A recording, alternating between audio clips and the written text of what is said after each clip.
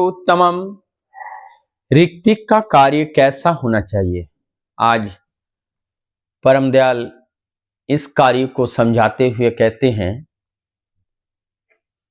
कि समाज में अनेकों प्रकार के असमंजसता, दुख, कष्ट, समस्याएं भरे हुए हैं और इस सारी समस्याओं को समझकर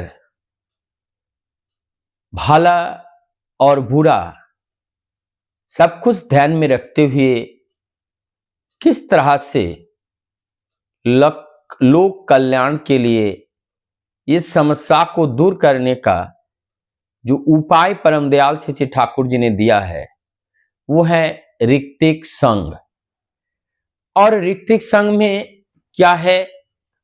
यहां पर ऋतिक हैं, जाजक हैं, अध्रिय हैं, उद्गाता है, स्वस्त्यानी हैं, गुरु भाई हैं।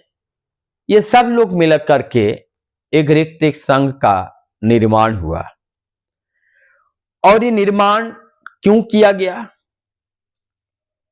घर घर जाकर, डोर टू डोर जाकर अपने अपने परिवेश में सबका दुख दर्द को समझना, आई हुई समस्या को किस तरह से इसका निदान किया जाए उस रास्ता को बताना।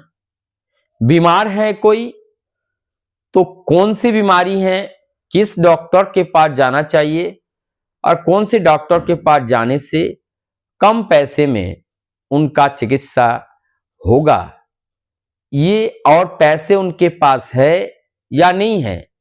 ना हो तो सब लोग मिलकर के कुछ कुछ दे करके उनकी समस्या का समाधान करके उनको फिर सुस्वस्थता के साथ लाने का दायित्व निर्वहन करते हुए हम सबको चलना है। यही है हमारा असली कार्य। प्रत्येक घर में जब हम जाते हैं, जाकर के उनकी घर की जो समस्याएं हैं पहले उसे सुनना चाहिए। उसे सुनने के बाद फिर हमें उनका समाधान देना चाहिए और समाधान के लिए जो करना है वो करना चाहिए। और उसके बाद जाकर के प्रभु की जो वार्ता है उस वार्ता को वहां पर रखना चाहिए और तब जाकर के वो लोग ग्राही होकर इस बात को सुनेंगे, समझेंगे। और जब तक हम इस तरह से नहीं कर पाएंगे तब तक कोई भी परिवर्तन समाज में नहीं होता है। अनेकों बार देखा जाता है किसी के लड़के की, किसी के लड़के की लड़के की शादी की समस्याएं आ रही हैं। अब इस समस्याएं जब आए उस समस्या को दूर करने के लिए आप भी लड़के के लिए एक अच्छी लड़की का ढूंढ करके निकाल के उन्हें दीजिए, बताइए, उनकी खबर बताइए। और लड़का है तो उनके लिए एक लड़की ढूंढ करके, एक सुपात्र या सुपात्री को ढूंढ करके वो खबर उनको पहुंचाना और उनकी ये समस्या का समाधान करना। इस कार्य के लिए कोई बीमार है तो उसके लिए डॉक्टर, कोई मामला मुकदमा में फंसे हैं तो उससे बचने का रास्ता कैसे क्या है, यानी हर समस्या का निदान होना चाहिए हमारे पास। और उस निदान को लेकर जब हम जाते हैं तो उनकी जीवन की समस्याएं जब दूर होती हैं तो वो पागलों की तरह एवं एक नशेखोर की तरह वो हमारे साथ बना रहेगा और हमें छोड़ना नहीं चाहेगा। इसीलिए इस कर्तव्य को, ये एक तरीके का जाजन मुखार बातें हैं, इस तरीके का व्यवहार, इस तरीके के आचरण के माध्यम से हम उनकी जीवन में सुख शांति समृद्धि ला सकते हैं। परम दयाल श्री ठाकुर जी कहते हैं ये तुम लोगों का दायित्व है। तुम समाज में जाकर घर घर घूम करके मनुष्य के जीवन को दुख को निपटा कर साथ ही साथ मनुष्य के जीवन में जो परिवर्तन है, मनुष्य के जीवन में जो असुविधाएं हैं, ये सारी असुविधा को दूर करते हुए उनको जीवन को सुंदर बनाकर कैसे हम वो एक मानव को, एक साधारण मानव को एक महामानव में तब्दील किया जाए, एक जो मनुष्य हैं उनको देवता में कैसे तब्दील किया जाए। ये सारी समस्याओं को देखकर, ये समस्याओं को मिटा करके सही दिशा जब हम देते हैं और उसको जब फॉलो करते हैं, निश्चित रूप से जीवन एक अमूल्य, एक अमृत की तरह हो जाता है। ऐसे सुंदर जीवन हो जाता है।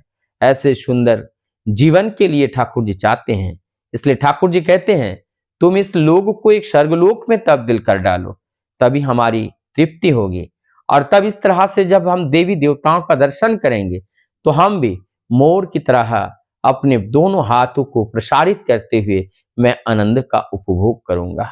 आगे परम दयाल श्री ठाकुर जी कहते हैं, जानते हो मेरा दिल जितना जितना रोता है अपने बड़े खोका अर्थात शिष्य बरदा के लिए, छोटे छोड़दा के लिए, काजलदा के लिए, कहता है ये मेरा औरस जात संतान है, इनके लिए जितना रोता है उतना आप लोगों के लिए भी दिन रात मैं नजर रखता हूं, दिन रात मैं देखता रहता हूं। आप लोगों के दुख से मैं दुखी होता हूं, आप लोगों के आनंद से मैं आनंदित होता हूं। अर्थात जैसे आप हमें नचाते हैं मैं वैसा ही नाचता रहता हूं, क्योंकि आप लोगों के सुख ही मेरा सुख है, आप लोगों का दुख ही मेरा दुख है। तो इसीलिए आप लोग सुखी रहते हैं तो हम भी सुखी रहते हैं। और ये परम दयाल श्री ठाकुर जी ये आशा जाहिर किए हैं, उन्होंने इस तरीके के सोचे हैं। आगे भी ठाकुर जी एक जगह बताए हैं, जो ठाकुर जी के लोग जो रास्ते से जब निकल जाएगा तो उनकी पदधूलि लेने के लिए लोग दौड़ पड़ेंगे, घर से बाहर आएंगे और उनके पदधूलि को लेकर के अपने जीवन के दुख को वो नाश करेंगे। तो इतनी भक्ति है, इतनी श्रद्धा है, इतना प्रेम है जिन लोगों के दिल में निश्चित रूप से प्रभु का वो जो प्रेम का स्पर्श है उन्हें अवश्य ही मिलेगा। ठाकुर जी के निर्देश को पालन करते हुए जब एक निर्देश वाहक हम बनेंगे तब निश्चित रूप से हमारे जीवन में एक अमूलतूल परिवर्तन आएगा और वो परिवर्तन एक समाज को नया दिशा देगा और जिससे एक नव जागरण होगा और नव जागरण में हमारा जीवन भी नव नव तरीके से इस दुनिया का उपभोग करेगा और इस उपभोग के साथ इस दुनिया के लोगों को भी आनंदित करेगा और दुनिया में एक नया जागरण, एक नई चेतना का उदय होगा। वंदे पुरुषोत्तम।